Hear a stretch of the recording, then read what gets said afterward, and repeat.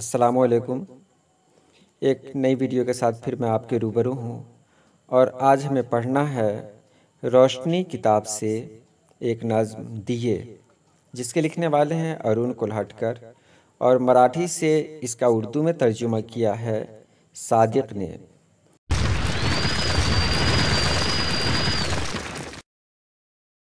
तो सबसे पहले इस नज़्म के बारे में जान लेते हैं। नज़्म के मिसरे हैं, कहीं से कुछ सड़ने की बू आ रही थी और मैं जेब से रुमाल निकालने वाला था कि मेरी छोटी उंगली नीचे गिर गई। उसे मैंने दूसरे हाथ से उठा लिया। नज़्म छोटी है लेकिन मैंने इतना ही बताया ताकि आप समझ जाएं।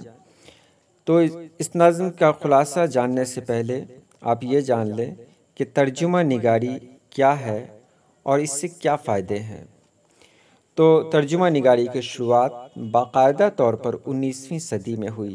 सबसे पहले मुल्ला वजही ने सबरस के नाम से 1835 में फ़ारसी ज़बान से रौज़तुश्शुहरा दास्तान का तर्जुमा किया था।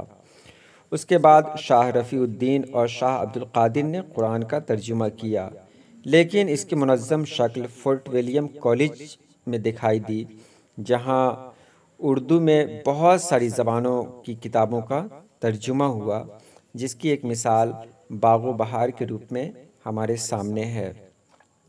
आज भी ये काम NCERT और दीगर इदारे कर रहे हैं। मराठी शायरी का ताल्लुक़ महाराष्ट्र से है और ये ज़बान महाराष्ट्र में बोली जाती है। इसके अलावा गोवा, कर्नाटक और आंध्र प्रदेश, गुजरात, मध्य प्रदेश और छत्तीसगढ़ के कुछ इलाक़ों में भी बोली जाती है और पढ़ी लिखी जाती है। अब नज़्म दिए का खुलासा जान लें। नज़्म दिए में शायर कह रहा है कि मुझे कहीं से सड़ने की बू आ रही है और इस बू से बचने के लिए मैं अपनी जेब से रुमाल निकालना चाहता हूँ, तभी मेरी छोटी उंगली सरकर नीचे गिर जाती है। मैंने दूसरे हाथ से उसे उठा लिया और जब नाक पर रुमाल रखा तो रुमाल के साथ मेरी नाक भी चली आई, जिसे मैंने रुमाल में लपेटकर जेब में रख लिया, लेकिन फिर भी कहीं से कुछ सड़ने की बू आ रही है।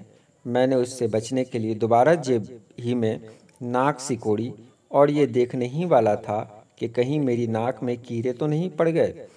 ठीक उसी वक्त दिए बुझ गए। आप इस नज़्म का तनक़ीदी जायज़ा देखिए। ये नज़्म अरुण कोल्हटकर की लिखी हुई है। इसका तर्जुमा सादिक ने किया है। इसमें शायर ने बहुत ही बईद कनाया इस्तेमाल किया है, जिसे आसानी से समझना बहुत मुश्किल काम है। इसके अंदर ये बताने के लिए कि लोग नाक की रेंट को दूर फेंकने के बजाय रुमाल में लपेटकर जेब में ही रख लेते हैं, तो जाहिर सी बात है उसकी बदबू उन्हें बर्दाश्त करनी ही पड़ेगी।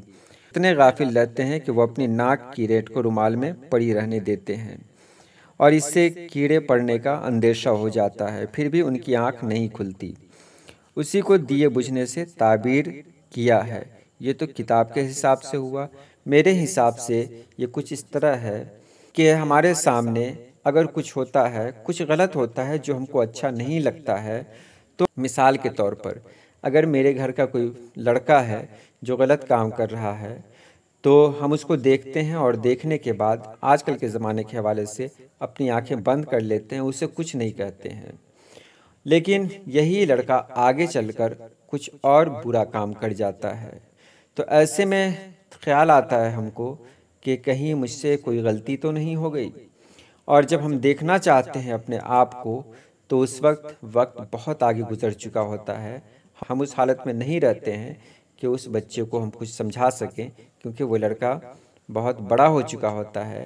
तो ये इस नज़्म का खुलासा हुआ। बहुत बईद किनाया इस्तेमाल किया गया है, जिसको समझना बहुत मुश्किल है। ये मैंने कहा, ये अपनी तरफ से कहा। इसकी बहुत सारी मिसालें आपको मिल सकती हैं। तो चलिए आज के लिए इतना ही। अल्लाह पाक आप सभी लोगों को खुश रखे, आबाद रखे। अल्लाह हाफिज़।